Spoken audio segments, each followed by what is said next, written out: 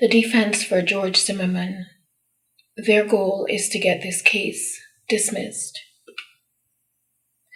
Their goal is to make sure it never goes to trial, and that George Zimmerman never has to face a jury.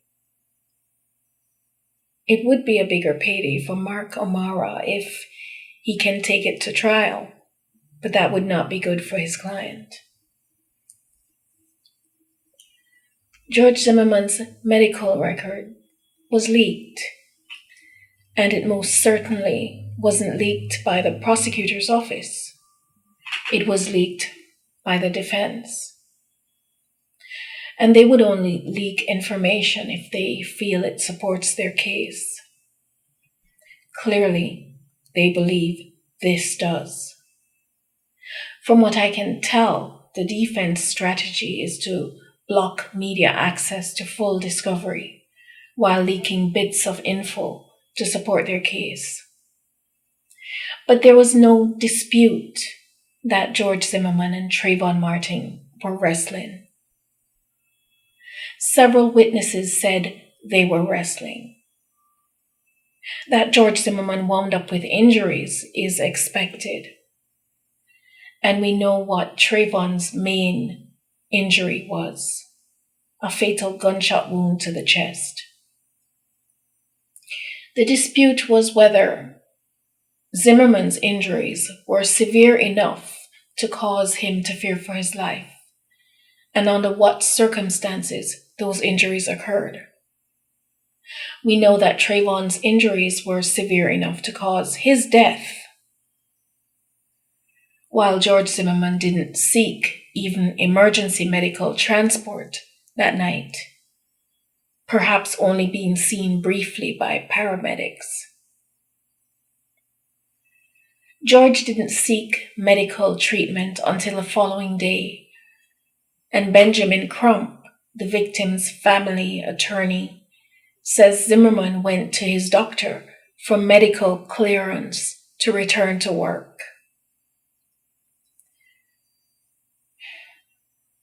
If you listened to some legal pundits on CNN, they were complimentary of O'Mara's performance at the bail hearing.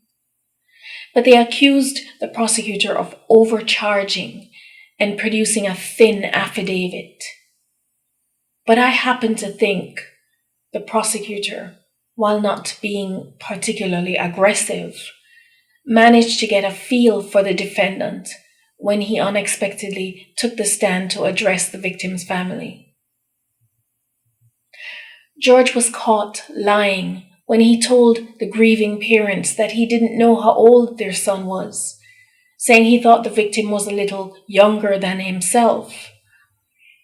However, it is on record that on the night of the shooting, George Zimmerman correctly assessed Trayvon's age as being late teens,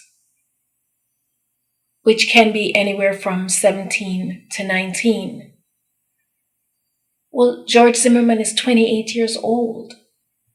Not a little bit older, but 9 to 11 years older than he assessed the victim to be.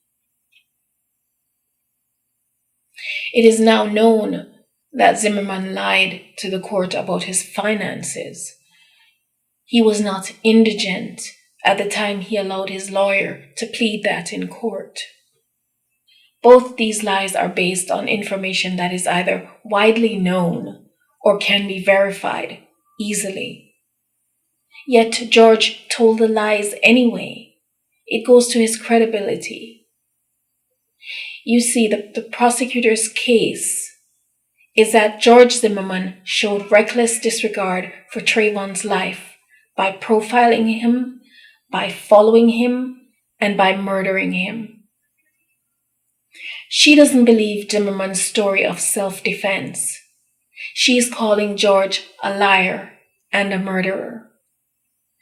Angela Corey has to show that Zimmerman has a habit of lying.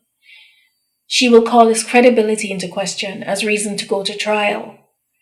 She will say that his version of events cannot be accepted out of hand. and she will support her position with physical evidence. A jury is going to have to come to a decision about this case. There may never be a smoking gun that lets people off the hook so they can avoid the responsibility their humanity demands of them. Humanity ain't no free ride. You really do have to renew your membership in it every day.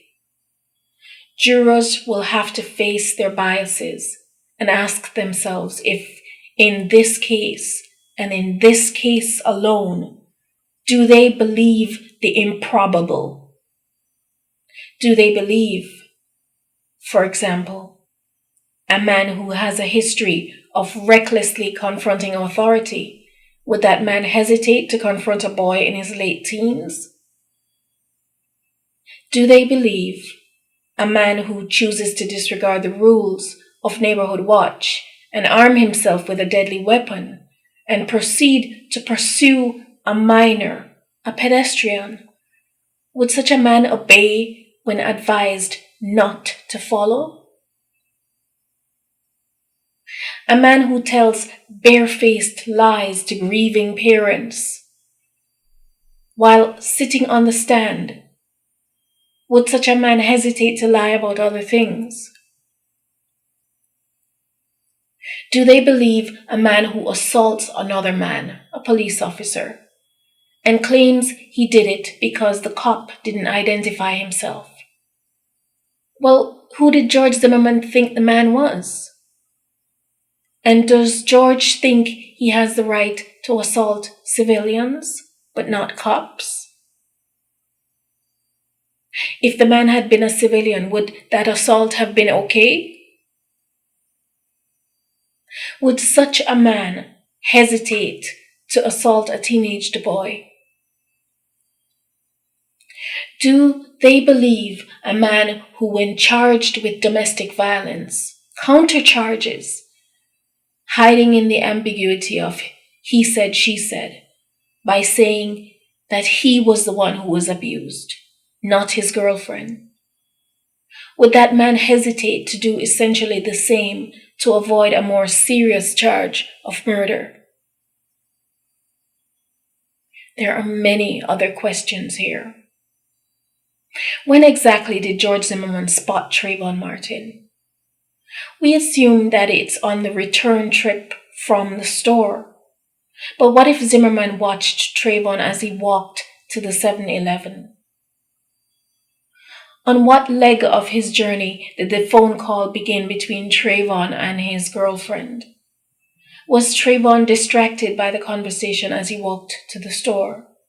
Did he feel that he was being watched or followed, but wasn't sure? When did he become sure that he was being followed? Clearly, George Zimmerman didn't realize that Trayvon was on the phone and that a third party overheard part of their exchange. Did George give his statement to police believing himself the only living witness to events? Did Zimmerman admit to asking Trayvon who he was and what he was doing there, as the girlfriend stated? In Zimmerman friend and family statements to the media, it was suggested that Trayvon ambushed George. However, Trayvon wasn't familiar with the neighborhood to know the pathways to take. George, on the other hand, knew his surroundings well enough to know which road to go down if you wanted to ambush someone. And he showed a strong desire to not let that fucking asshole get away. Fractured noses are extremely painful. One imagines a guy with a broken nose begging for pain meds. I wonder how Zimmerman would sit through police questioning if his nose and head were throbbing with pain. Was George already medicated to the point of not feeling anything? In addition, cops don't want blood dripping onto the station floor and onto the cruiser where they can come into contact with it. Why wasn't George's head bandaged by the paramedics? Why did George refuse emergency room care? Would they have drawn his blood if he had gone to the emergency room? Did George want to hide what was in his blood?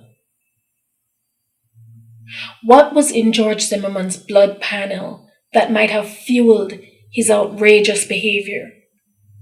Was it George, in fact, who was on drugs or something? Was it those drugs, his bad attitude, and the mental condition the drugs treated that fueled this murder? Thanks for listening.